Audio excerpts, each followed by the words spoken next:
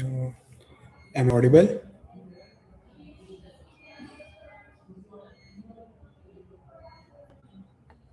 Hello, everyone.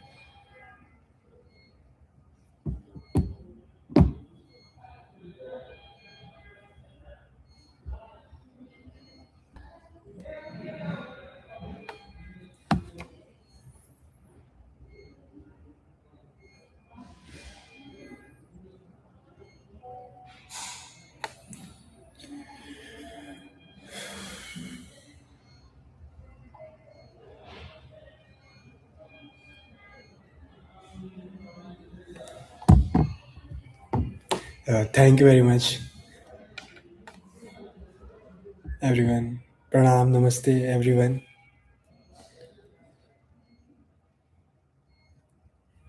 Jai Hind.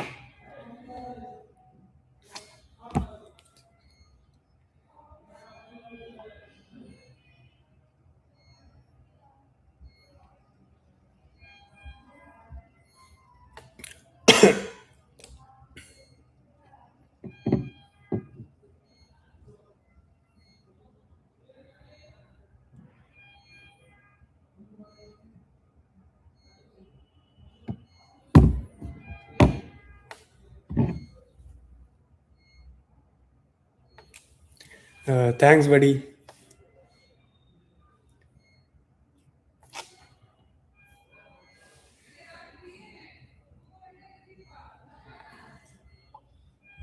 So I will start in just a few minutes.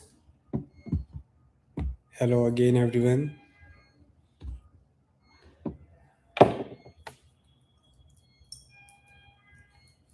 Just waiting for a couple of minutes for everyone to join.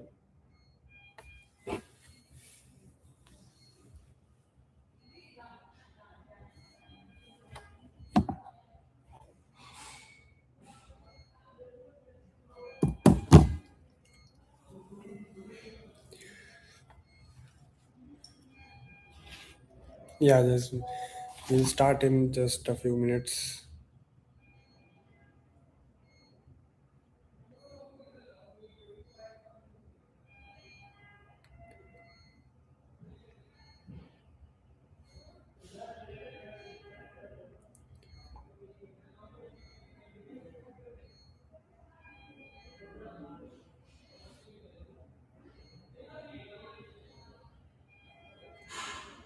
Thank you very much.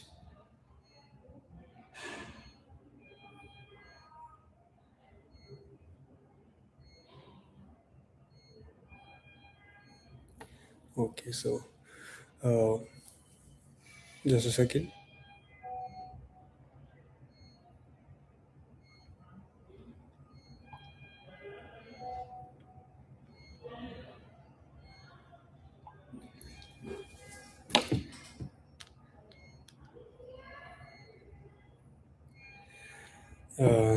Hello everyone. This is Dr. Kshitij Singh, and I have secured All India rank 923 UPSC CSE 2025.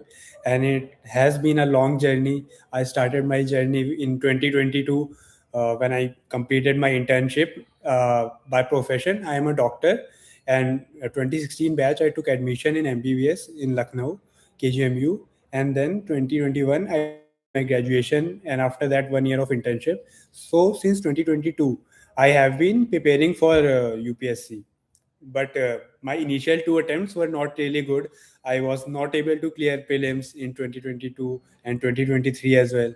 But then uh, I worked a lot on my basics, especially revising and re-revising and practicing it, and doing multiple revisions, giving mock tests and all. So finally, I was able to get through to the interview stage in 2023. But in 2024, sorry. But in 2025, I finally ended up with a rank that is 923. So I will first take you through my journey from the start, like from 2022, what had happened. So there was no really guidance how to start and how to begin. Firstly, as everyone comfortable with English, or should I switch to Hindi in meantime as well, or go English? Yeah, I'm coming to my prelims strategy. Uh, okay, so let me start with prelims. So first of all, as we have seen, okay, some are saying Hindi, some are saying English. Okay, I will switch in between English and Hindi both. I will try to keep it bilingual for everyone. So 2022 was my failed attempt. Yes, yes, I will cover everything. You just waited for it. Yeah, so what I was going to mention is about the prelims. So prelims is the basic and I feel one of the most important part of the all three stages. Like prelims means interview because if you fail the first part, like पहला अगर पड़ाव नहीं पार किया तो फिर आगे का कोई मतलब ही नहीं होता है. And many people take it lightly and not able to clear it. So prelims is really important, but you have to have a plan for preparation. Like हमको पता होना चाहिए कि कौन सी बुक्स यूज़ करनी है, हमें क्या रिवीजन करना है, क्या शेड्यूल होना चाहिए. और सबसे पहले मैं ये चीज़ बता दूं कि मोटिवेशन के पीछे कभी मत जाना कि मोटिवेशन होगा तब पढ़ेंगे, इस बार आ जाएगा तब होगा, मोटिवेशन से ये हो जाएगा, कोई और कुछ बोल दे, एस्पिरेंट्स देख लिया, कोई और यूट्यूब का शॉर्ट्स देख लिया, रॉयल एंट्री वीडियो देख लिया, तो उससे कोई मतलब नहीं है. मोटिवेशन के पीछे कभी नहीं जाना, हमेशा बस ट्रू टू योरसेल्फ रहना कि मैंने डिसाइड किया है इस पाथ पे जाने के लिए तो मुझे करना है, बस फाइनली. चाहे मन लग रहा है पढ़ाई में, नहीं लग रहा है, बहुत डिस्ट्रैक्शंस होते हैं, चीज़ें होती हैं पर्सनल लाइफ भी, बट आपको एक बार डिसाइड कर लिया है तो पढ़ना है.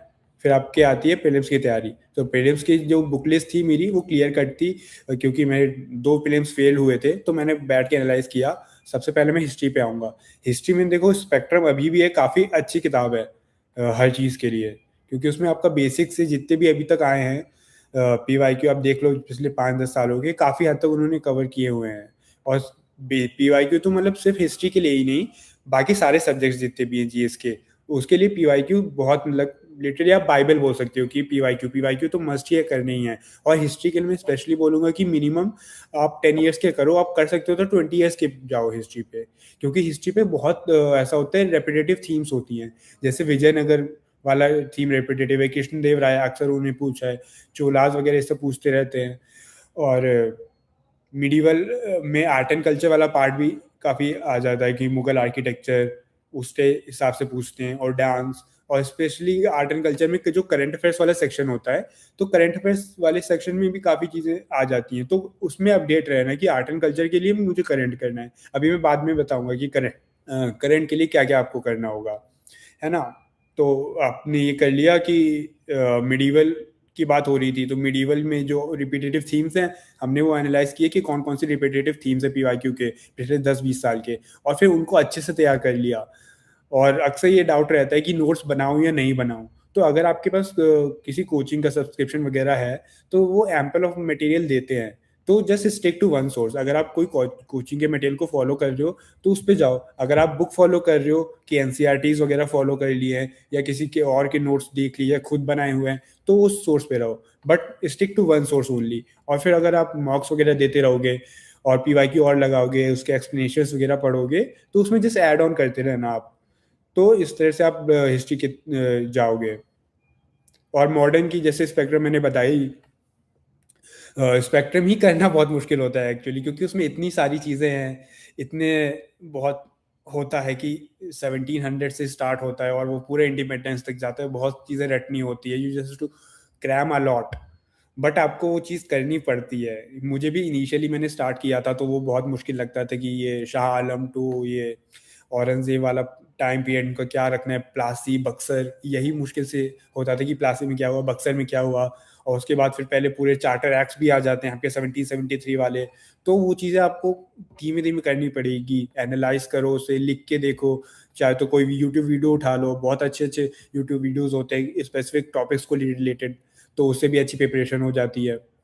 और हिस्ट्री का तो हो गया ये चीज़ है. आर्ट एंड कल्चर का मैंने बताया था कि जनरली आर्ट एंड कल्चर में प्रीलिम्स में करंट अफेयर्स से रिलेटेड आते हैं. ओके, सो करंट अफेयर से रिलेटेड जनरली आते हैं आर्ट एंड कल्चर में, ये बोल रहा था मैं. और मिडीवियल वाला जो होता है और एंशियंट वाला होता है, इसमें बहुत ही डाइसी रहती है कि कभी आएगा या कभी नहीं आएगा, तो उस हिसाब से रह सकता है. तो उसके लिए भी आपको यही करना है कि उठाना है PYQ, कि PYQ आप उठाओ और उसके बाद फिर एनालाइज करो एक एक चीज़ को, फिर जो अपना वन सोर्स है उस सोर्स पे जाओ, उस सोर्स के ही पैटर्न में आप नोट्स वगैरह या नोट्स बने हैं तो उसको करो, वैल्यू ऐड करना है तो वैल्यू ऐड उससे करो। तो ये हिस्ट्री हो गया। और पॉलिटी में पीवाई प्रीलिम्स के लिए सबसे इंपॉर्टेंट एक ही बुक है, वो है लक्ष्मीकांत। मतलब आज तक भी वो रेलिवेंट है, 10 साल पहले भी थी, आज भी है। मैंने भी लक्ष्मीकांत ही पढ़ी है और उसकी लाइन बाय लाइन से क्वेश्चन उठ के आ जाता है। तो लक्ष्मीकांत को आप स्किप नहीं कर सकते। लक्ष्मीकांत आप जितनी बार पढ़ो उतना ही बेटर होते जाओगे आप उसमें, क्योंकि आपको बेसिक्स जो है ना वो लक्ष्मीकांत से ही आते हैं। और अगर लक्ष्मीकांत पढ़ते हुए डाउट वगैरह आ रहे हैं तो अब तो बहुत ज़्यादा आपके पास सोर्सेज हैं, आप गूगल से पूछ लो, चैट जीपीटी से भी पूछ लो। बट मैं बोलूँगा कि चैट जीपीटी पे इतना रिलाई मत करना, कई बार वो गलत आंसर्स दे देता है। तो एक बार क्रॉस चेक कर लेना उसको किस चीज़ से, है ना? तो इसके लिए सिंगल सोर्स है पॉलिटी के लक्ष्मीकांत। और जो करंट अफेयर्स वाला कुछ अपडेशन वगैरह होगा तो उससे रिलेट करके कभी कभार पूछ लेते हैं। तो वो चीज़ है कि सबसे ज़्यादा आरओआई आपका इसमें आएगा लक्ष्मीकांत पढ़ के पॉलिटी के लिए। और सेकंड जो आपका आरओआई सबसे ज़्यादा आएगा वो आएगा फिजिकल ज्योग्राफी की एनसीईआरटी पढ़ के, क्योंकि लक्ष्मीकांत और फिजिकल ज्योग्राफी की एनसीईआरटी ये दो बुक्स हैं, इसकी लाइन बाय लाइन आ जाती है उठ के। और फिर आप देखते हो कि बिल्कुल मतलब इस पेज से यहाँ से उठा के इन लोग ने लिख दिया है।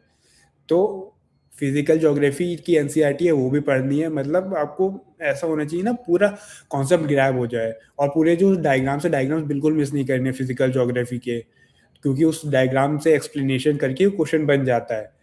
तो इसलिए आपको फिजिकल ज्योग्राफी तो करनी है। और वर्ल्ड ज्योग्राफी और आईआर जो सेक्शन है, मतलब कंबाइंड में पूरा मैपिंग का बता दे रहा हूँ कि वर्ल्ड ज्योग्राफी वाली होती है, आईआर वाला होता है इंडियन एनवायरनमेंट वाली मैपिंग। तो इसमें ये रहता है कि आपके पास कोई भी एक सोर्स होगा, अगर आप कोई कोचिंग मटेरियल फॉलो करें तो ठीक है, वरना बहुत फ्री में आपको सब अच्छा अच्छा कंटेंट अवेलेबल है। आप यूट्यूब पे कोई भी सीरीज डाल सकते हो कि मतलब मैपिंग के लिए एक डाल दिया कि ज्योग्राफी की मैपिंग, एक वर्ल्ड हिस्ट्री की मैपिंग वगैरह के लिए कर लिया। वर्ल्ड हिस्ट्री के लिए स्पेशली मैं सुदर्शन सर हैं तो उनसे काफ़ी मैंने लिया था, उनका जो यूट्यूब पे वीडियोस डालते थे तो वो बहुत अच्छे से एक्सप्लेन करते हैं।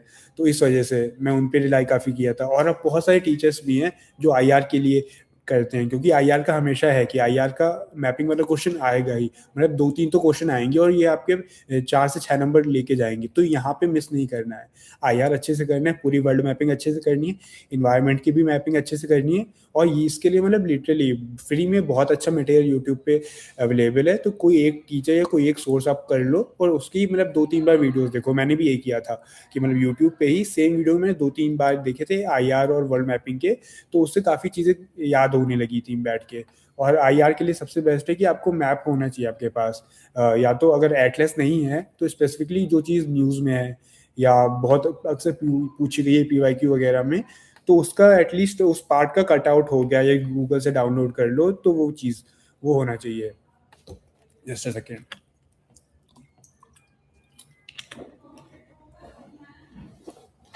और इसके बाद आते हैं हम लोग, ज्योग्राफी हो गया, पॉलिटी हो गया, हिस्ट्री होता है, इकोनॉमी। हाँ, तो इकोनॉमी में ये है, इकोनॉमी बहुत स्कोरिंग होता है। अगर आपके कॉन्सेप्ट क्लियर हैं तो economy one of the most scoring है प्रीलिम्स में। तो आपके पास कोई भी सोर्स होगा, आपने कहीं से भी पढ़ा होगा, फ्री में बहुत मटेरियल होते हैं, तो उसको ही एक बार अच्छे से रिवाइज करो और पीवाईक्यू लेके बैठो इकोनॉमी में। टॉपिक वाइज जो होते हैं तो वो लेके बैठो, आप एनालाइज करो कि क्या क्या रहता है उसमें। तो आप पीवाई को देख के आपको पता चल जाएगा कि उसमें कुछ चीज़ें हैं, जैसे बैंकिंग वाला जो पार्ट है, बैंकिंग वाले से काफ़ी आता है। इस बार अब ये लोग थोड़ा सा स्टॉक मार्केट वगैरह उससे रिलेटेड टर्म्स पूछने लगे हैं, तो उसको भी आप अच्छे से करना कि नए नए जो होते हैं कि अल्फ़ा क्या होता है, बीटा क्या होता है, ये वैसे पूछ लिया है। और मे बी उससे रिलेटेड अगर आप कोई भी यूज़ करते होगे इन्वेस्टिंग वगैरह का, या कोई भी ऐप होगा, मान लीजिए ग्रो है ऐप है, तो उसके एफएक्यूज वगैरह जो होते हैं उनमें ये सब कॉमन कॉमन टर्म्स होते हैं। तो मैंने वो सब चीज़ें पढ़ ली थी, क्योंकि मैंने देखा था कि ये लिटरली स्टॉक मार्केट वाले टर्म्स पूछ रहे हैं, तो किसी भी ऐप से एफएक्यू वगैरह उसमें जाके देखो तो कॉमन कॉमन टर्म्स आपको पता चल जाएंगे। तो ऐसे आप कर लो प्रिपेयर। और करंट अफेयर्स तो करने ही इकोनॉमी के, उसके बेसिक्स आपको पता होने चाहिए कि इन्फ्लेशन क्यों ज़्यादा हो रहा है, कम क्यों हो रहा है, और जो फॉरेक्स एक्सचेंज है घट क्यों रहा है, बढ़ क्यों रहा है, इन्फ्लेशन वाली बहुत ज़्यादा पॉलिसीज़ जो मॉनेटरी होती हैं उसमें क्या करना होता है, रेपो रेट का ऊपर कैसे जाएगा, नीचे कैसे आता है, इस एक्शन से क्या होगा, बढ़ेगा कम होगा। तो ये पूरा क्लैरिटी होनी चाहिए, क्योंकि इससे बहुत ज़्यादा हिट रेशियो अच्छा होता है। और इसमें बजट वाले जो कॉन्सेप्ट्स होते हैं कि बजट में कितने एस्पेक्ट्स होते हैं बजट के, और बैलेंस ऑफ ट्रेड वाला जो होता है वो वाला भी आप अच्छे से करके जाना। और इसके बाद इन्वायरमेंट की बची, हाँ, इन्वायरमेंट और साइंस टेक बचता है। तो इन्वायरमेंट और साइंस टेक अक्सर ये बहुत निग्लेक्टेड टॉपिक हो जाते हैं। तो इन्वायरमेंट की मैपिंग तो मैंने बता दी कि मैपिंग कोई भी एक सोर्स से कर लेना, यूट्यूब वगैरह पे भी फ्री में लोग करवा देते हैं, उसको बार-बार रिवाइज़ करो। अगर आपको कोई बुक है तो बस उसे बार-बार रिवाइज़ करो, उसके शॉर्ट निमोनिक्स वगैरह बनाने की कोशिश करो। तो ये आप कर लोगे। उसके बाद पीवाईक्यू रिसेंटली देखो इकोनॉमी एनवायरनमेंट के, क्योंकि रिसेंटली उनका पैटर्न थोड़ा चेंज हुआ है। बहुत ज़्यादा बेसिक्स वाली चीज़ें नहीं पूछ रहे हैं, अब थोड़ा-सा उन लोग बहुत एक पर्टिकुलर स्पीशीज़ वगैरह इस टाइप में चले जा रहे हैं, और एनवायरनमेंट को भी ये लोग ज्योग्राफी वगैरह से लिंक करके पूछ रहे हैं कि यहाँ पे कौन-सी, इस नेशनल पार्क से कौन-सी रिवर जा रही है वगैरह-वगैरह। तो ये सब भी अच्छे से आपको करना है कि मतलब उस नेशनल पार्क के आस-पास क्या है, वाइल्ड लाइफ सेंचुरी जो भी है, तो उसमें कौन सी रिवर जा रही है, अगर वहाँ पे कोई इंपॉर्टेंट मॉन्यूमेंट वगैरह है, यूनेस्को वर्ल्ड हेरिटेज साइट है, इस टाइप से अगर कोई इंपॉर्टेंट चीज़ है तो वो भी आपको नोट डाउन करनी है। और पीवाईक्यू से उससे बहुत हेल्प मिलती है कि पता चल जाता है कि मुझे किस पैटर्न में ये चीज़ें देखनी है, जो ये चीज़ें पढ़नी है, और क्या मुझे रट्टा मारना है और कौन सी चीज़ें मैं निग्लेक्ट कर सकता हूँ। तो ये रहता है। और साइंस एंड टेक में भी जो होता है कि साइंस एंड टेक में जो आप आओगे तो करंट अफेयर वाले जो पोर्शन होंगे, कि करंट अफेयर्स वाले होते हैं, उस पे ज़्यादा फोकस करना चाहिए, क्योंकि करंट अफेयर वाले ही साइंस एंड टेक में ज़्यादा आ जाते हैं। तो और अब फाइनली मैं करंट अफेयर्स की इतनी बात हाँ, बस 1 मिनट में कर रहा हूँ डाउट्स को भी एड्रेस। जो करंट अफेयर्स के लिए कोई भी आप एक मैगज़ीन कर लो, कोई पीटी कर लो, और उसी पे फ़ोकस करो। कोई भी एक, मतलब जैसे कि पीटी टेलीविज़न की या किसी और इंस्टीट्यूट का कर लिया, सिर्फ़ उसी पे फ़ोकस करो, एक ही चीज़ को मल्टीपल टाइम्स पढ़ो, है ना? और किसने पूछा कि फर्स्ट ईयर ऑफ ग्रेजुएशन से कैसे स्टार्ट करें प्रिपरेशन। तो आपका फर्स्ट ईयर ग्रेजुएशन है तो मतलब मे बी या 3 या 4 साल का होगा ग्रेजुएशन आपका, और उसमें से आपको पहले एनसीईआरटीज़ एक बार पढ़ लो, क्योंकि जो आपके पास जितना पहली बार ये है कि फ्री कंटेंट है ना, वो एक बार देख लो, उससे आपको पता चल जाएगा कि क्या-क्या चीज़ें बेसिक्स हैं। एनसीईआरटीज़ तो पढ़नी है, क्योंकि आप फर्स्ट ईयर में सबसे अच्छा काम यही कर सकते हो कि एनसीईआरटीज़ ही पढ़ लो, पॉलिटी की पढ़ लो, ज्योग्राफी की पढ़ लो, हिस्ट्री की पढ़ लो, तो उससे आपको बहुत ब्रॉड आइडिया मिल जाएगा कि आपको क्या-क्या चीज़ कैसे-कैसे करनी है और इसमें क्या-क्या आता है। और फर्स्ट ईयर से भी आप स्टार्ट कर रहे हो ना, तो एक बार प्रीलिम्स का पेपर उठा के देख लो कि प्रीलिम्स में कैसे-कैसे सवाल पूछे इन्होंने, और किस तरह से फिर मुझे अपनी प्रिपरेशन लेके जानी है कि मैं क्या कर पाऊँगा, ये मुझे समझ में आ रहा है कि नहीं आ रहा है ना? तो इस तरह से आप कर सकते हो। और उसके बाद जब आपका 1-2 साल में अच्छे से हो जाए, उसके बाद कोई भी एक कोचिंग का सोर्स उठा लो। ज़रूरी नहीं है कि आप कोई कोचिंग के लिए इनरोल ही करो ऑफ़लाइन जाके, है ना? आपको ऑनलाइन भी बहुत अच्छी-अच्छी कोचिंग मिल जाती हैं, आप घर में बैठ के भी आप तैयारी कर सकते हो, वरना फ्री मटेरियल भी मिल जाता है। तो अब तो वो वाला कोई बहाना भी नहीं रह गया है कि मतलब आपको बहुत ज़्यादा दिल्ली ही जाना पड़ेगा। मैंने भी लखनऊ में रह के प्रिपरेशन की है, सिर्फ़ इंटरव्यू के लिए दिल्ली जाना होता है, क्योंकि मॉक्स वहाँ पे बहुत अच्छे होते हैं। है ना? और और प्रीलिम्स के लिए आप अगर टारगेट लेके चल रहे हो, जिसमें किसने पूछा है मिनिमम टारगेट क्या होना चाहिए, तो मिनिमम नंबर ऑफ मार्क्स आप मान के चलिए कि 100 से प्लस हम जाएँगे। क्योंकि पिछले जो कट ऑफ आ रहे हैं वो 90s के अराउंड कुछ रह रहे हैं, 90s के -10 और +10 के बीच में ही रह रहे हैं। तो हम लोग को करना है एटलीस्ट, हम लोग को 100 से ज़्यादा लाने हैं, 100 बियॉन्ड जाना है हमें। और यही रहेगा, और सीसैट में भी ये रखना है कि सीसैट में हम लोग को एटलीस्ट 40 टू 50 क्वेश्चंस करने हैं। सीसैट में हम लोग को एक्यूरेसी बहुत अच्छी रखनी है, क्योंकि सीसैट में ये अगर आप 70 टू 80 क्वेश्चंस करने जाओगे तो कोई मतलब नहीं है, आपका टाइम वेस्ट होगा और जल्दी-जल्दी करोगे तो गलतियाँ भी होंगी। तो वो अच्छा यूटिलाइज़ेशन नहीं है। सीसैट में आप करने 40 टू 50 स्वीट स्पॉट रहता है, उसमें आप देख लो किस सेक्शन में आपका मतलब स्ट्रॉन्ग है, कौन से आप बेटर क्रैक कर सकते हो। मुझे अपने लिए इंग्लिश कॉम्प्रिहेंशन अच्छा लगता था कि उसमें मेरी एक्यूरेसी बहुत हाई थी, मतलब 90% से ज़्यादा ही हमेशा रही है मॉक्स में भी और यूपीएससी के रिज़ल्ट को देख के भी। तो ऐसे ही आप किसी का हो सकता है मैथ्स बैकग्राउंड है तो उसके लिए मैथ्स ज़्यादा आसान हो। Second year of BBA preparing to become IPS, so what should and do. हाँ, तो मैंने व्हाट शुड डू का तो बता दिया कि जैसे कि आप बेसिक्स जो हैं एनसीईआरटी वाले, वो तो करना ही है initially, first second year of college में हो तो एक बार बेसिक्स पूरे क्लियर हो जाएंगे। उसके बाद फिर आप सेग्रीगेट करना चाहना, क्योंकि कई लोगों का ये डाउट भी होता है ना कि प्रीलिम्स के लिए अलग प्रिपेयर करना है और या फिर मेंस के लिए अलग करना है, तो मटेरियल भी अलग होना चाहिए। तो शुरुआत में ऐसा कुछ रखना नहीं है। शुरुआत में ये है कि आपको पूरा जितना भी सिलेबस है, हमें सिलेबस और पीवाईक्यू उठा के रखने हैं अपने पास तैयारी से पहले, और फिर सिलेबस के हिसाब से पढ़ना है सिर्फ एनसीईआरटी, और पीवाईक्यू देखने हैं कि एनसीईआरटी से किस टाइप के बन रहे हैं क्वेश्चंस, है ना। तो पहले आपको यही करना है एनसीईआरटी वाली काम। प्रिपरेशन तो मैंने 22 में यार स्टार्ट की थी, और ये मेरा फोर्थ अटेम्प्ट था। थर्ड अटेम्प्ट में मैं इंटरव्यू तक पहुंचा था, और फोर्थ में फाइनली रैंक आ गई मेरी। 27 में आपका अगर पहला अटेम्प्ट है तो अभी से आप तैयारी कर सकते हो। अगर आपने कुछ भी नहीं किया है तो आप, जैसे मैंने बताया, एक बार एनसीईआरटी आप पढ़ दो पूरी, उससे आपको बहुत हेल्प मिलती है। एनसीईआरटी पढ़ के आपका बेसिक्स पूरा क्लियर हो जाएगा। आप पीवाईक्यू देखो, आप सिलेबस देखो, जो दो बाइबल चीज़ें हैं पूरे इस जर्नी में, चाहे वो प्रीलिम्स के लिए हो चाहे मेंस के लिए हो, वो पीवाईक्यू और सिलेबस है ना। तो उस पर आप बहुत ध्यान रखना। पीवाईक्यू सिलेबस से स्टार्ट कीजिए, और 27 की है तो अभी आपके पास अच्छा खासा टाइम है ना। तो इस बार वाला अगर आप नहीं दे रहे हो तो पेपर जब आपके पास आ जाए तो एक बार खुद लेके बैठना। अगर आप जिस भी फेज में प्रिपरेशन के, डजेंट मैटर, आप एक बार लेके बैठना कि 26 का जो प्रीलिम्स पेपर आ रहा है उसमें आपको कितने सवाल आ रहे हैं, क्या समझ में आ रहा है, कि ये वाला क्वेश्चन मुझसे हो रहा है कि नहीं हो रहा है, कि बिल्कुल ही आउट ऑफ द ब्लू है, नया है। तो आपको अपनी लेवल ऑफ प्रिपरेशन भी थोड़ी बहुत मोटी मोटी पता चल जाएगी कि मुझे किन चीज़ों पे और काम करना है ना। तो इतना आप कर लोगे एक बार, अब बहुत बेसिक्स वाले सारे चीज़ खत्म कर लोगे, आई गेस 5 या 6 महीने में आप पूरा कर लोगे एक बार एनसीईआरटीज और बेसिक्स सारा। उसके बाद फिर ये रहेगा कि आपको मेन से स्पेसिफिक ही तैयारी करनी है। आपको सब्जेक्ट वाइज आपको पीवाईक्यू देखने हैं, आपको टॉपर कॉपीज देखनी है कि वो लोग आंसर कैसे लिखते हैं। तब उसके बाद आपको आंसर राइटिंग स्टार्ट करनी है, और ये तभी आंसर राइटिंग हो पाएगी जब इतने एक बार पूरा अच्छे से चीज़ें पढ़ी हैं, पूरे बेसिक्स आपके क्लियर हैं। बिगिनर बिगिनर हैं आप, और करिए पढ़ना है हो कैसे, मतलब डेली एक सब्जेक्ट तो पढ़ने का क्या तरीका होता है।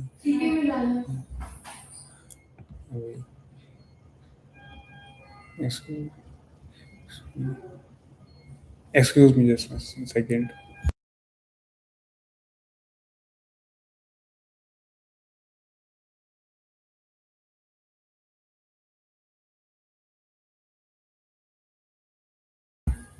Hello, I am sorry there was some disturbance. हाँ, बिगनर हैं, इसमें क्या पढ़ना कैसे है, मतलब को पढ़ने का क्या तरीका है। पहले एनसीईआरटी पढ़ें, सेम डे स्टैंडर्ड बुक पढ़ें, एंड देन पीवाईक्यू सॉल्व करें। तो सबसे बढ़िया तरीका पढ़ने का ये होता है कि जो भी आप पीवाईक्यू हैं, टॉपिक वाइज आप पीवाईक्यू उठा लो। कोई भी टॉपिक आप पढ़ने जा रहे हो तो पहले उसके देख लो कि टॉपिक वाइज क्या क्या है, किस तरह से यहाँ पे कहाँ कहाँ से सवाल आए हैं। तो जब आप देख लोगे कि क्वेश्चंस कहाँ कहाँ से किस पार्ट से आ रहे हैं, तो जब आप पढ़ने बैठोगे तो आपको पता चल जाएगा कि कहाँ मुझे ज़्यादा एम्फेसाइज करना है। और अगर जो चीज़ आपको समझ में नहीं आ रही होगी और पीवाईक्यू में आया है, तो उस चीज़ को और अच्छे से आप कर लेना। तो यही तरीका है प्रिपेयर करने का कि पहले पीवाईक्यू देखो, फिर उसके बाद किताब उठाओ, और फिर आपने पढ़ लिया कोई पार्ट, कोई टॉपिक कंप्लीट कर लिया, उसके बाद जो होता है ना, आप दोबारा पीवाईक्यू पे जाओ कि अच्छा अब मुझे समझ में आ रहा है, अब मेरे पे क्लैरिटी आ रही है कि नहीं। सिली मिस्टेक होती है और फैक्ट्स क्लस्टर हो गया है।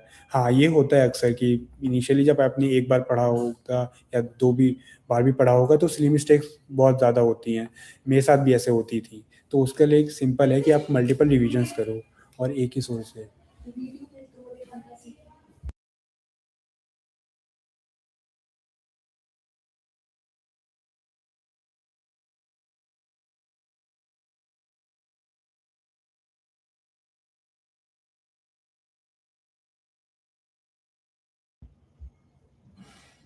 हाँ, एक सेकेंड। अपने प्रिपरेशन कब से। हाँ सर, आप डॉक्टर भी हो, आईएएस भी हो, तो मैं तो कुछ भी अरे यार, ऐसे कुछ नहीं बात है। डॉक्टर तो सबका कोई ना कोई तो ग्रेजुएशन होता है ना, कोई इंजीनियर होता है, कोई डॉक्टर होता है, कोई बीए बीएससी वगैरह, उससे डजेंट मैटर। उसके बाद फिर आपको अगर यूपीएससी की जर्नी में आ रहे हो तो फिर आपका एम फिक्स होता है कि मुझे यूपीएससी में आ रहा हूँ, मुझे करना है, क्रैक तो करना है। सिंपल सी बात है। और ऐसे कभी सेल्फ डाउट मत करना। अगर इस जर्नी में आना है तो सेल्फ डाउट सबसे पहले हटा दो। कॉन्फिडेंस ही है। कॉन्फिडेंस आपका प्री निकालेगा, कॉन्फिडेंस आपका मीन्स निकालेगा, कॉन्फिडेंस आपका इंटरव्यू निकालेगा। तो कॉन्फिडेंस तो कभी लूज नहीं करना है। एंड हो गया। सीबीआई में जॉब छोड़कर प्रिपरेशन करना चाहता हूँ। वह पहली बात तो आप बहुत अच्छी जगह जॉब कर रहे हैं। मतलब अगर if you want to leave that, तो अगर आपके पास एक बहुत स्ट्रॉन्ग रीज़न होना चाहिए कि आप क्यों छोड़ रहे हैं। और फिर आप अटेम्प्ट डिसाइड कर लो कि मुझे कौन सा अटेम्प्ट देना है, 26 वाला देना है या नेक्स्ट डे 27 वाला देना है। और जैसे मैंने बताया कि आप अगर इनिशियल स्टेजेस में हो प्रिपरेशन की, तो पहले आपको सिर्फ एनसीईआरटीज़ ही करनी है, क्योंकि उससे क्लैरिटी बिल्ड होती है। उसके बाद फिर मेंस की आपकी आंसर राइटिंग चालू होती है। और मेंस का कोई भी एक पर्टिकुलर कोचिंग से कंटेंट आपको मिल जाएगा। बहुत चीज़ों पे सोर्सेज होते हैं, उनसे आप देख लीजिए। टॉपर की आंसर कॉपी देखिए मेंस की, फिर मेंस की आपकी प्रिपरेशन चलेगी, आंसर राइटिंग चलेगी 3-4 महीने। फिर प्रीलिम्स के 3-4 महीने पहले सिर्फ प्रीलिम्स मोड पे फोकस होना होता है। जैसे इस बार की 26 में जो दे रहे हैं बच्चे, तो उनको भी सिर्फ प्रीलिम्स ओरिएंटेड ही करना है, कुछ मेंस के लिए नहीं करना है। पहले प्रीलिम्स निकलेगा, फिर आगे मेंस की बात की जाएगी। एक सब्जेक्ट पढ़ने का तरीका क्या? हाँ, ये तो हो गया। हाँ, सिली मिस्टेक्स की बात में आ रहा था कि हाँ, एक बार तो मुझसे भी होती थी, तो उसका एक ही सॉल्यूशन है। आपको बार बार मल्टीपल डिवीजन करनी है और सिंगल सोर्स है, बस और कुछ नहीं।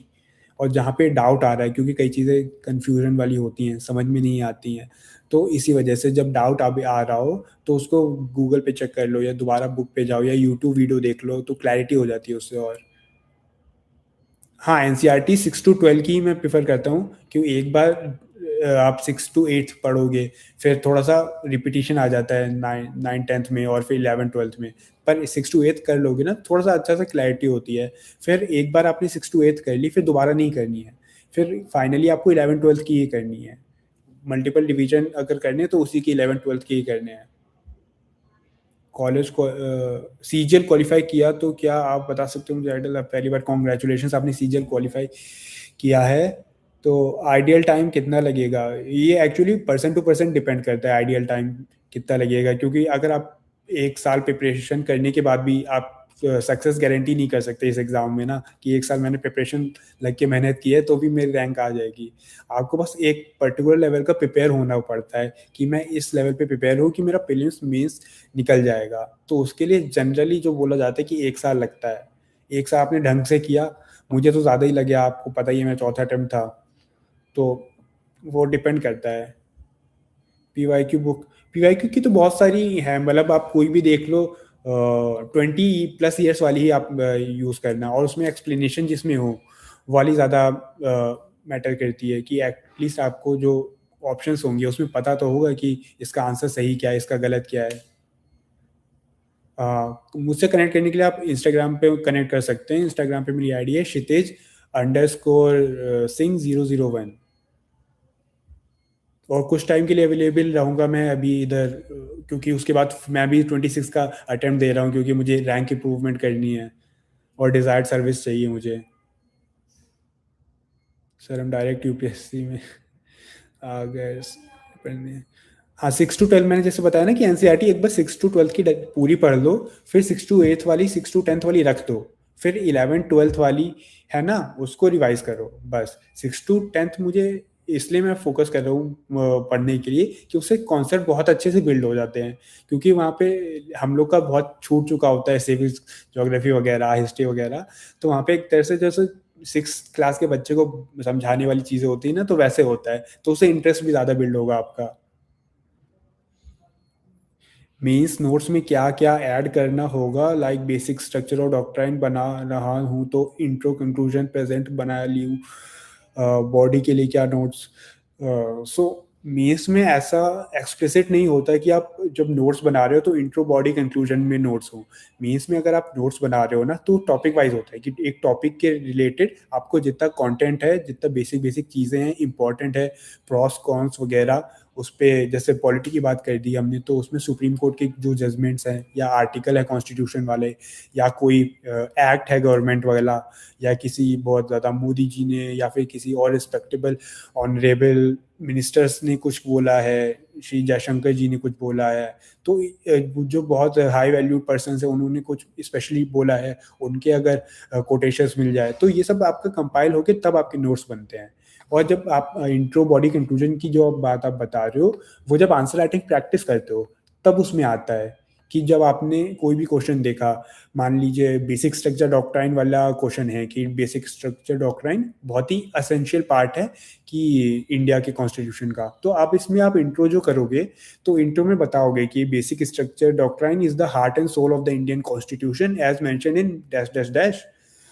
Just a second.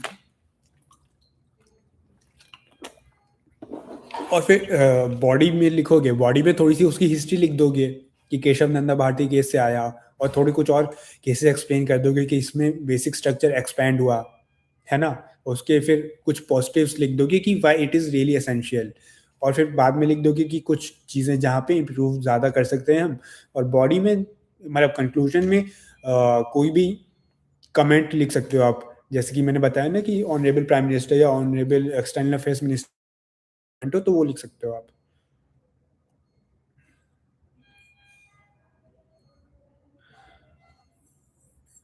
हाँ, सीबीआई में टाइम नहीं मिलता, मैं वही तो आपसे बोल रहा था कि आप बहुत अच्छी जॉब में ऑलरेडी हैं, तो अगर आपको करना है तो थोड़ा थोड़ा टाइम, या तो आप क्योंकि ऑलरेडी जॉब सर्विस में है तो आप कोचिंग वगैरह अफोर्ड कर सकते होंगे जहाँ तक मुझे लगता है, तो कोई भी आप ऑनलाइन वाली कोचिंग ले लीजिए, तो उसमें सबसे बेटर रहता है क्योंकि आपके पास वीडियोस लेक्चर होते हैं और वो नोट्स प्रोवाइड कर देते हैं, तो इससे आपका टाइम बच सकता है। हाँ, मैंने आपको बताया, 1 मिनट में लिख देता हूँ अपनी आईडी, क्षितिज अंडरस्कोर सिंह 001।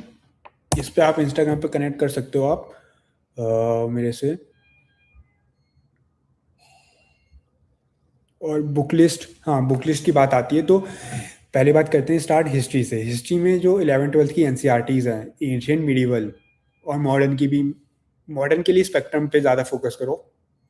एंशियंट मिडिवल इसके लिए एनसीईआरटीज़ बहुत बढ़िया हैं, आर्ट एंड कल्चर के लिए भी बहुत बढ़िया हैं, तो ये बेसिक है कि ये होना चाहिए हिस्ट्री में।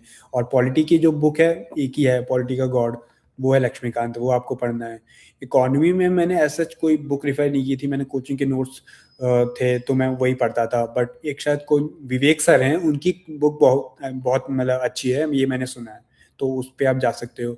और इन्वायरमेंट के लिए करेंटली मुझे नहीं लगता कि इन्वायरमेंट के लिए कोई बहुत अच्छी बुक है। एक PMFIES करके कुछ है इंस्टीट्यूट वगैरह, तो उनकी बुक बहुत अच्छी है, ये मैंने सुना है, मतलब मैंने कुछ उनके बीच में थोड़ी बहुत पढ़ी भी थी, बट मेरे पास कोचिंग नोट्स थे तो मैं उस पर ज़्यादा रिलाई किया था। पर PMFIES की भी इन्वायरमेंट के लिए अच्छी है। शायद जोग्राफी वाला भी वो लोग पोर्शन देते होंगे। उसके बाद आते हैं science and tech. Science and tech के लिए यार लिटरली मतलब मुझे नहीं पता कि साइंस एंड टेक के लिए क्या करना चाहिए। एक शायद रवि अग्रहारी सर करके हैं, उनकी बुक आती है, लोग पढ़ते हैं, बट मैंने सिर्फ कोचिंग के नोट्स पे रिलाई किया था और करंट अफेयर्स पे रिलाई किया था। रीडिंग करो या माइक्रो नोट्स भी बनाओ, या जब आप इनिशियली तैयारी कर रहे हो ना तो सिर्फ रीडिंग करो, कॉन्सेप्ट बिल्डिंग पे फोकस करो। अगर आप पहली बार पढ़ रहे हो, अगर कॉन्सेप्ट्स आपके बिल्ड नहीं होंगे ना तो कोई भी मतलब नहीं है आगे चीज़ों का। अ,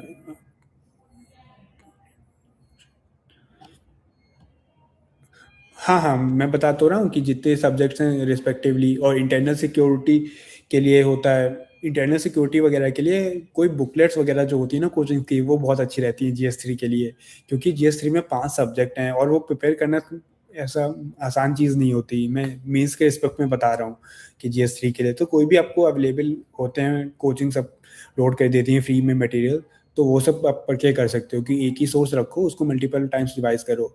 और एथिक्स के लिए बुक तो यार अभी करेंटली मैं सजेस्ट नहीं कर सकता, क्योंकि मैंने नोट्स पे ही रिलाई किया है, कोचिंग के नोट्स पे, क्योंकि एक लेक्सिकॉन करके आती थी वो पढ़ी थी, पर वो उतना उसका ROI कुछ मुझे लगा नहीं, तो मैंने एक पर्टिकुलर कोचिंग के नोट्स पढ़े थे, उसी को ही मल्टीपल टाइम्स रिवाइज किया था, तो वही मुझे सही लगा था उसके लिए। और GS2 के लिए तो अगर आप नोट्स देखें तो लक्ष्मीकांत तो पढ़नी है यार पॉलिटी के लिए। गवर्नेंस के लिए है कि गवर्नेंस, सोशल सिक्योरिटी और IR, हाँ ये होता है, इनके लिए भी मटेरियल आपको मिल जाता है, क्योंकि कोई पर्टिकुलर बुक लेने जाओगे ना तो कोई भी बुक होगी वो बहुत सारा कंटेंट होता है, बल्कि होता है। कोई भी कोचिंग के नोट्स पे आप प्रेफर कर सकते हो, एक नोट्स उठाओ, उसी को ही रिवाइज करो मल्टीपल टाइम्स, PYQ से देखो कि नोट्स में सब कवर हैं कि नहीं, जो टॉपिक्स नहीं कवर हो उनके लिए अलग से बना दो नोट्स, कोई दिक्कत नहीं है। नोट मेकिंग नहीं हो पा रहा है फ़ोन में। हाँ, ये एक्चुअली मेरा भी एक इशू था कि नोट मेकिंग नहीं हो पाती। मतलब मुझे भी कभी बचपन से नोट्स बनाने की आदत नहीं थी, पसंद भी नहीं था, तो इसलिए मुझसे भी नहीं हो पाती थी नोट मेकिंग। तो उसके लिए मैं यही करता था कि मैं बुक में या जो भी नोट्स अवेलेबल है मेरे पास, उसको ही मैं पढ़ता था, उसको ही हाइलाइट कर दो, उसको अंडरलाइन कर दो। तो जब बहुत सारा 2-3 रिवीजन आप कर लोगे, उसके बाद फिर आप शॉर्ट नोट्स बना सकते हो। क्योंकि पहले ही नोट फर्स्ट रीडिंग में आप नोट्स बनाने जाओगे तो बहुत ज़्यादा एग्जॉस्टिव होगा, सब लिख दोगे आप दूसरी बुक प्रिपेयर कर दोगे, तो कोई मतलब नहीं है। आपके एटलीस्ट 3 रिवीजन हो जाएँ, उसके बाद शॉर्ट नोट्स बनाओ। और फिर यही है कि at the end of the day वो शॉर्ट नोट्स काम आएँगे, ज़रूरी नहीं है कि आप पूरे एक्सटेंसिव नोट्स बनाओ। मतलब जो बना रहे हैं तो वो तो बहुत वेल एंड गुड है, जिनसे नहीं बनते हैं कि नोट्स हर सब्जेक्ट के, वो फाइनली मल्टीपल रिवीजन्स के बाद शॉर्ट नोट्स बना लो।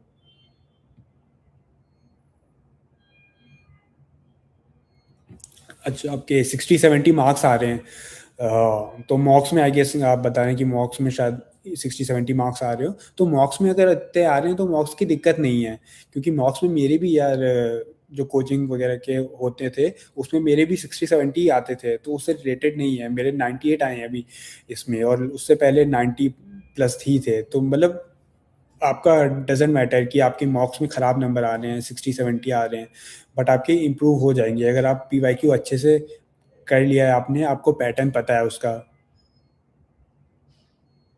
मेंस में क्वेश्चन के डिमांड के according initiative approach then data answer, time याद नहीं आता है, टाइम प्रेशर करने से नेटिव्स। हाँ यार, ये तो होता ही है कि मेरे साथ भी रह रहा था, बट वही है कि आपको प्रैक्टिस जितनी करनी है आप वो कर सकते हो, ताकि आपके एग्ज़ाम डे के दिन जाके ना आपको बहुत नया ना लगे कि यार ये क्या हो गया, ये क्या करना है, अब इस कैसे लिखूँ समझ नहीं आ रहा, इसमें ये लिखूँ, वो लिखूँ, इसमें तो बिल्कुल ब्लैंक हो गया, ये वाली चीज़ होगी। कि मेंस लिखने जाओगे, पहला ही सवाल शायद ऐसा आ जाए कि बिल्कुल ब्लैंक, क्या लिखना है समझ नहीं आ रहा, तो छोड़ो उसको, अगले क्वेश्चन पे बढ़ जाओ। फिर जो क्वेश्चन छूटे हुए होंगे, बाद में जो भी समझ में आया लिख देना, खाली मत छोड़ना कुछ, है ना? और इसकी अगर आप घर पे बैठ के मॉक्स वगैरह लिख रहे हो, जो भी आंसर राइटिंग में प्रैक्टिस कर लोगे कि 3 घंटे में मुझे 20 सवाल लिखने हैं, तब जाके आप रेप्लिकेट कर पाओगे अच्छे से। Which coaching should I join for GS foundation course for strong basics? यार कोचिंग्स तो मल्टीपल हैं। अगर आप घर पे बैठ के कर सकते हो, ऑनलाइन तो सारी हैं। विजन है, वाजीराम है, सारथी आईएएस है, अंडरस्टैंड यूपीएससी है, तो काफ़ी सारी कोचिंग्स हैं। आप मतलब बात कर सकते हैं उनके एग्जीक्यूटिव्स वगैरह से। तो मतलब कोचिंग कोई एक लो और उसको फॉलो करो। मुझे ऐसा नहीं लगता है कि कोई बहुत ज़्यादा अच्छी कोचिंग होती है और कोई बहुत ख़राब कोचिंग होती है। क्योंकि टीचर सबके अच्छे ही हैं, पीडब्ल्यू के देख लो, अनअकैडमी के देख लो, है ना? बट आप एक सोर्स लेके मल्टीपल टाइम्स रिवीजन करना होता है, और आपकी खुद की मेहनत होती है बाकी, जो वैल्यू एडिशन वाली होती है। कौन सी कोचिंग ली थी? तो मैंने यार एक कोचिंग नहीं ली थी मैंने, मल्टीपल, क्योंकि इतना टाइम 4 साल की प्रिपरेशन थी, मल्टीपल सोर्सेज़ मैंने रेफ़र किए थे।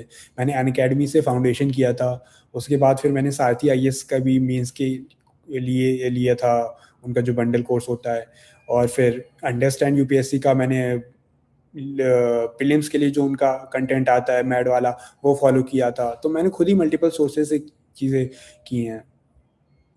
पीडब्ल्यू ओनली आईएएस की कोचिंग ठीक है। हाँ, पीडब्ल्यू की भी काफ़ी अच्छी है, इस बार मतलब काफ़ी बच्चे पीडब्ल्यू के भी सिलेक्ट हुए हैं। Special notes by Pandey ma'am. अब पता नहीं ये पांडे मैम कौन है यार। प्लेटफॉर्म है जहाँ पे आप गाइड कर सकते हो, या मैं अभी ऐसे गाइड कर रहा हूँ, बाकी इंस्टाग्राम पे आप कनेक्ट कर सकते हो, मैं कभी जब अवेलेबल हुआ तो वहाँ पे मैं रिप्लाई कर सकता हूँ। और यूट्यूब वीडियो भी हैं कुछ मेरे, तो आप वो भी सर्च कर सकते हो। उसमें भी मैंने चीज़ें बताई हैं, मैं लाइक प्रीलिम्स के लिए कैसे प्रिपेयर करना है वो अभी भी बता रहा हूँ मैं। खैर, फर्स्ट टाइम में लक्ष्मीकांत को कंप्लीट करने के लिए कितना टाइम चाहिए? देखो, फर्स्ट टाइम लक्ष्मीकांत पढ़ रहे हो तो टाइम के पीछे बिल्कुल नहीं भागो।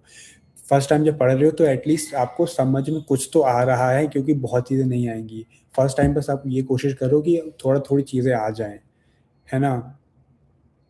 Can I complete UPSC syllabus my self without any coaching? हाँ भाई, बिल्कुल, डेफिनेटली। मैंने तो बोला ही ना, इतने फ्री सोर्सेज हैं, कंटेंट अवेलेबल है आपके पास, और कोचिंग कई सारी बहुत सारा रिसोर्सेज भी फ्री अवेलेबल कराती हैं, तो आप बिल्कुल कर सकते हो घर पे बैठ के। अनअकैडमी, हाँ, ले सकते हो भाई। मतलब मैंने भी लिया था फाउंडेशन के लिए। और हाँ, मेरा ऑप्शनल एंथ्रोपोलॉजी रहा है, और ऑप्शनल में जो होता है कि आप जो भी कोई आप चूज़ कर लो ऑप्शनल, कि मैं आप मतलब आप ऑप्शनल चूज़ करते टाइम पे 2 चीज़ें देखनी होती हैं। पहला मेरा इंटरेस्ट क्या है, दूसरा उसका अवेलेबल फैकल्टी या मटेरियल वगैरह अवेलेबल है कि नहीं। तो जो भी आप चूज़ करो, तो कोई जो टॉप की बेस्ट टीचर्स हों किसी भी सब्जेक्ट के, उस पे ही जाना। जैसे पीएसआईआर के लिए शुभ्रा मैम का सुना है, एंथ्रोपोलॉजी के लिए करणदीप सर हैं। तो इसी टाइप से मैं बता रहा हूँ कि ऑप्शनल क्योंकि बहुत ज़्यादा नंबर आपको देके जाएगा। अच्छा, मैं अभी बस थोड़ी देर में मैं चैट बंद भी कर दूँगा क्योंकि मुझे वापस अपनी ड्यूटी जॉइन करनी है। तो अगर आपको कोई और इम्पोर्टेंट डाउट हो तो आप प्लीज़ जल्दी लिख दीजिए। कैन यूपीएससी भी क्वालिफाइड, हाँ। अनअकैडमी भी अच्छा है यार, मैंने वही बताया ना, कोचिंग्स ऐसी कोई ख़राब नहीं है फाउंडेशन के लिए, सब सही है, सबका कंटेंट भी सही है। बट ये कि मैं बस उसका ऑप्शनल का बोलता हूँ कि ऑप्शनल के लिए एक्सप्लिसिटली जो बेस्ट टीचर है, उसके नोट्स पढ़ो, या तो उसकी कोचिंग जॉइन कर सकते हो जॉइन कर लो, वरना अगर नहीं जॉइन कर सकते तो उसके नोट्स वगैरह अवेलेबल हो जाते हैं, तो वो देख लो। कौन सी सर्विस है, सर्विस तो अभी भी पता नहीं कौन सी मिली है, अब जून जुलाई में पता चलेगा। फाउंडेशनल बैच ले लूँ क्या अनअकैडमी का, बताइए सर, 3 ईयर का बैच है। या 3 साल का बैच क्यों लेना, सबसे पहली बात मैंने 1 साल का ही लो, शायद 6 महीने वो लोग खुद एक्सटेंड वगैरह कर देते हैं। जल्दी से जल्दी सिलेबस ख़त्म करो। मेरी एडवाइस है, आप अपनी पूरी स्ट्रैटेजी बताओ कंप्लीट। ठीक है, मैंने यार बता तो दी, प्रीलिम्स की तो बता ही दी है। प्रीलिम्स में आपको क्या करना है, जैसे मैंने बताया बाइबिल आपके हैं, पीवाईक्यू और सिलेबस, उसी को मैं 10 बार रिपीट कर लूँगा, कोई मतलब नहीं है। आपको बाइबिल पे ही फोकस करना है, पीवाईक्यू और सिलेबस। तो प्रीलिम्स के मैंने रिसोर्सेज बता दिए जो भी है, और करंट अफेयर्स के लिए मैंने बोला ही है कि कोई एक करंट अफेयर कंपाइलेशन पढ़ लो। पीटी पढ़ सकते हो, पीटी पढ़ लो, उसको मल्टीपल टाइम्स रिवाइज करो, और मॉक्स वगैरह देते रहना। मतलब एटलीस्ट 3-4 तो दे ही दो उसके लिए, प्रीलिम्स के लिए। और फिर मेंस में तो आपको आंसर राइटिंग करनी है, उसमें कोई इशू नहीं है। आपके पास एक बार नोट्स कंप्लीट हो जाते हैं या किसी कोचिंग का मटेरियल आपने देख लिया, आपके पास कंपाइल्ड है मेंस के नोट्स, अब आपको करनी है आंसर राइटिंग। आंसर राइटिंग के लिए सबसे बेस्ट है पीवाईक्यू उठाओ और पीवाईक्यू लिखते जाओ। और एक ये भी चीज़ कर सकते हो कि आपके आंसर कोई चेक करने के लिए शुरुआत में होता नहीं है, तो चैट जीपीटी अपलोड करो, जमिनाई पे अपलोड करो, उनसे आंसर अपनी करेक्शन करवाओ कि मैंने कैसा लिखा है, बेटर हो सकता है, नहीं हो सकता है, इसमें और क्या ऐड किया जा सकता है, तो उसी से हो जाती है चेकिंग वगैरह। और मेंस के लिए एक बहुत इंपॉर्टेंट चीज़ है, टॉपर कॉपी देखो। टॉपर कॉपी में जो उसने क्वेश्चन लिखा है, तो क्वेश्चन आप पहले खुद लिख के देखो कि मैं कैसा लिख पा रहा हूँ, उसके बाद उस बंदे का देखो कि रैंक जो टॉप 10 वाली में आई सही। मैं सजेस्ट करूँगी कि इंडिविजुअल सब्जेक्ट्स में जिसके हाईएस्ट है ना, उसकी कॉपी पे जाओ, कि उस की कॉपी में जो सबसे बेस्ट कंटेंट मिल रहा है, तो ऐसे लिखो, तो ये प्रैक्टिस हो जाती है। फिर इंटरव्यू के लिए तो यार जितनी मॉक की आप प्रिपरेशन करते हो और जितना आप बेसिक्स पे अपना काम करते हो, डैफ पे काम करते हो, तो उससे हो जाता है। पीटी रिवीजन 3-4 टाइम्स करना हो तो टाइम बाउंड कैसे करें, फास्ट रिवीजन आई मीन। हाँ यार, रिवीजन तो बोरिंग होता ही है, तो उसके लिए आप ये कर सकते हो कि आप एक्टिव रिकॉल वाली एक चीज़ होती है वो अपना सकते हो, कि कोई भी टॉपिक्स वगैरह जितने भी हैं, तो टॉपिक का नोट किया आपने अपनी रफ कॉपी वगैरह में, तो जो जो याद आ रहा है इंपॉर्टेंट इंपॉर्टेंट वो लिख दो। फिर देखो कि क्या भूल रहे हो, फिर वो कॉपी में जाके या नोट्स में या बुक में जाके देख लो कैसा है। पर रिवीजन तो करना ही पड़ेगा, चाहे आप एक्टिव रिकॉल से करो चाहे डायरेक्टली कवर टू कवर पढ़ के करो। अ, हाँ, ओके। 12th में क्या भाई, 12th में स्कोर मेरा क्या था, क्या मतलब है, 90% थे मेरे 12th में, 90.8। अन अकेडमी के 3 ईयर्स का बैच ले लूँ क्या, मतलब आई वोंट सजेस्ट 3 ईयर का बैच लो, आई गेस कि 1 साल का बैच लो आप, ख़त्म करो जल्दी, मल्टीपल टाइम्स रिवाइज करो। प्रहार बुकलेट्स, हाँ, प्रहार वाली भी अच्छी हैं इन लोगों की। Means answer writing using ChatGPT is enough with means 365। Means 365 value addition के लिए अच्छा है, बट आप मेन सोर्स मत रखना। मैथ मैथ्स कहाँ से करें प्लीज़। हाँ, तो सी सैट के लिए आप यूट्यूब पे बहुत सारे टीचर्स हैं जो पीवाईक्यू कराए हैं, पिछले 10 साल के सी सैट के सारे पीवाईक्यू कर लो। सारे के सारे कर लोगे ना, कॉन्फिडेंस बिल्डअप हो जाएगा।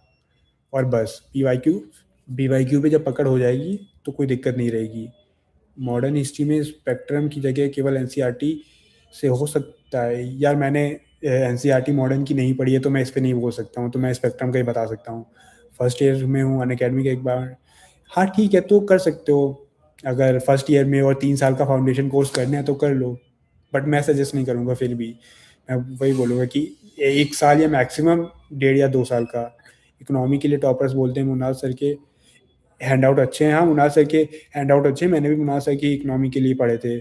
PYQ इनफ फॉर मीन्स नहीं, मॉक्स देने हैं। अगर मॉक्स नहीं दे रहे हो तो PYQ के आंसर ही लिखो, चेक कराओ, आंसर राइटिंग करनी है। फाउंडेशन बैच 3 इयर्स का है। मंजिल और मैं फर्स्ट ईयर में हूँ, तो PW का फाउंडेशन अनअकैडमी, या PW का भी ले सकते हो, अनअकैडमी का भी ले सकते हो, दोनों ही कोचिंग्स अच्छी हैं। कोई हिंदी मीडियम में 12th पढ़ा है और अब मुझे इंग्लिश मीडियम से करनी है UPSC, तो क्या करना चाहिए? तो आप वही कोई भी फाउंडेशन वगैरह ले लो जो इंग्लिश में पढ़ाते हो, है ना? तो अच्छा, एक्चुअली बस 2 मिनट में मैं जा रहा हूँ, ख़त्म करना पड़ेगा मुझे, वापस ड्यूटी ज्वाइन करनी है। Anything else you want to ask? Beginner हूँ क्या 1 साल में सिलेबस कंप्लीट हो सकता है? 1 साल में डेफिनेटली कंप्लीट हो सकता है। 7 आवर्स एवरी डे करो, अगर आप पढ़ रहे हो तो ठीक है, जैसा आपने बोला है। हाँ, 1 साल में आराम से सिलेबस कंप्लीट हो सकता है। मेरा भी 1 साल में हो गया था सिलेबस कंप्लीट। मैं भी फर्स्ट ईयर में हूँ। By subject wise book list मैंने बता दिया, प्रीलिम्स के लिए पूरा चीज़ें। CSAT के लिए तो बताइए, PYQ बेस्ड आपकी प्रिपरेशन होगी सारी, और जो हमारी GS होता है, GS के लिए बेसिक बुक्स और एक करंट अफेयर्स का सोर्स, है ना, उसको फॉलो करो। Okay, so thank you everyone for being here. It was great pleasure to be around. I wish everyone all the best for your journey ahead, and hope you are too on this side of the table. Okay, thank you everyone. Thanks for being here, listening to me.